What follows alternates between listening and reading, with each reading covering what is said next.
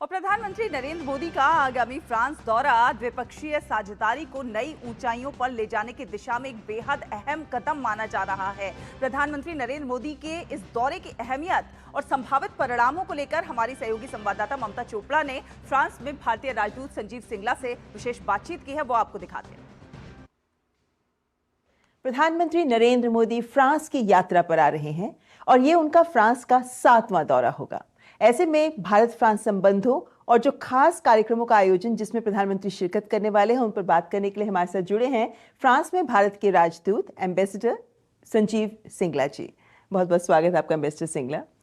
सबसे पहले मैं द्विपक्षीय से ही शुरुआत करूंगी क्योंकि प्रधानमंत्री नरेंद्र मोदी और प्रेसिडेंट मैक्रोन के बीच की केमिस्ट्री तो हम सबको पता ही है। हर बार जब भी कोई दौरा होता है उच्च स्तरीय तो ये संबंध और नए स्तर तक छूते हैं। इस बार क्या उम्मीद की जा रही है, क्योंकि इनोवेशन डिप्लोमेसी कह रहे हैं कि इस बार का नारा है? काफ़ी अरसे से जो द्विपक्षीय संबंधों में एक फोकस रहा है हमारा, वो यही रहा है कि किस तरह से हम इनोवेशन की तरफ ज़्यादा फोकस बढ़ाएं। जो हमारे ट्रेडिशनल एरियाज़ हैं, डिफेंस हुआ या न्यूक्लियर हुआ या स्पेस है, वो चलता रहेगा, वो अभी भी चल रहा है। और ये फोकस हम क्यों बदल रहे हैं इनोवेशन की तरफ, उसका कारण वही है कि हमारे आसपास की जो दुनिया बदल रही है, तेज़ी से बदल रही है, उसमें टेक्नोलॉजी की एक बहुत बड़ी भूमिका है।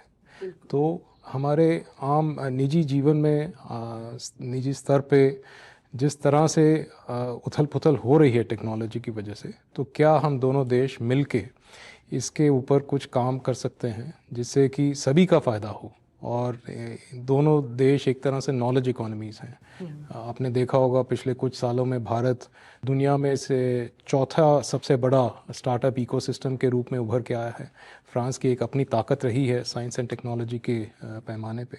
सो ये एक मेन कारण है कि हम दोनों देश सोच रहे हैं कि किस तरह इसमें हमारे संबंध हैं इनको और प्रगाढ़ करें हम। और इसी की वजह से हम भारत इनोवेट्स यहाँ उसका आयोजन कर रहे हैं, जो कि पहली बार है कि हमने इतने बड़े पैमाने पे भारत से डीप टेक स्टार्टअप्स बाहर लाके हम एक मंच पे हम रख रहे हैं। और खाली इसमें स्टार्टअप्स नहीं होंगे, हमारे जो रिसर्च इंस्टीट्यूशंस हैं वो हैं, इन्वेस्टर्स हैं, तो उन सबका इकट्ठा एक मंच पे लाना शायद पहली बार हो रहा है और इतने इस स्केल के ऊपर लाना शायद पहली बार हो रहा है। बिल्कुल। और विदेश मंत्रालय ने इस बात को स्पष्ट भी किया है कि 300 से ज़्यादा खरीदार हैं, इन्वेस्टर्स हैं जो भारत इनोवेट्स के साथ जुड़ रहे हैं। लेकिन भारत इनोवेट्स को फ्रांस से इसके पहले अंतर्राष्ट्रीय संस्करण की शुरुआत करना भी दोनों देशों के रिश्तों की इस सहयोग को उजागर करता है।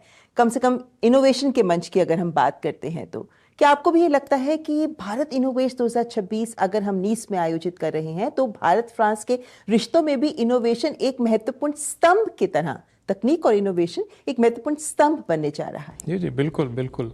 और उसका कारण यही है कि हम दोनों देशों के बीच में एक फ़िलॉसफी जो है उसको हम साझा करते हैं। एक स्ट्रेटेजिक ऑटोनॉमी की फ़िलॉसफी आप कह लीजिए। और जिस तरह से टेक्नोलॉजी आने वाले दिनों में एक अहम भूमिका निभाएगी, तो एक दोनों देशों का प्रयास है कि उसमें भी हमारी एक स्ट्रेटेजिक ऑटोनॉमी रहनी चाहिए। हम दोनों देश उस टेक्नोलॉजी के खाली कंज्यूमर नहीं बने, बल्कि उसमें अपनी भूमिका निभाएं, ताकि एक ग्लोबल साउथ के लिए किस तरह हम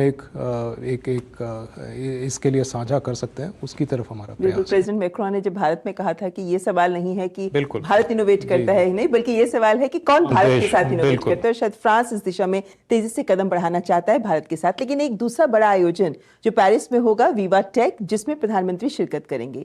प्रधानमंत्री नरेंद्र मोदी का एक ही दौरे में भारत इनोवेट्स के साथ साथ विवा टेक में भी शामिल होना कैसे विवा टेक की भी अहमियत को दिखाता है, और यह आयोजन का महत्व क्या है? मतलब भारत यहां से भी क्या हासिल कर सकता है? देखिए, विवा टेक पूरे यूरोप का सबसे बड़ा मंच है टेक और आईटी को लेके। तो उसमें हमारा शामिल होना एक अलग पैमाने पे है। और कुछ हमारे स्टार्टअप जो कि भारत इनोवेट्स में होंगे वो भी उसमें शामिल होने वाले हैं। और जो इस बार हमारा इंडिया पेविलियन लग रहा है विवा टेक में, उसका ITPO ने उसको आकार दिया है, लेकिन वो किसी भी देश का सबसे बड़ा पेविलियन होगा। तो इतने स्केल पे, इतने बड़े स्केल पे शायद पहली बार होगा कि हम विवा टेक में शामिल हो रहे हैं। और जैसा मैंने बताया, क्योंकि वो यूरोप का सबसे बड़ा मंच है, तो उसकी एक अपनी भूमिका है। जी, तो उम्मीद रहेगी कि हम क्या कुछ हासिल करेंगे जब विवा टेक और भारत इनोवेट्स में प्रधानमंत्री नरेंद्र मोदी शिरकत करेंगे। बहुत बहुत धन्यवाद एम्बेसडर सिंगला हमारे साथ जुड़ने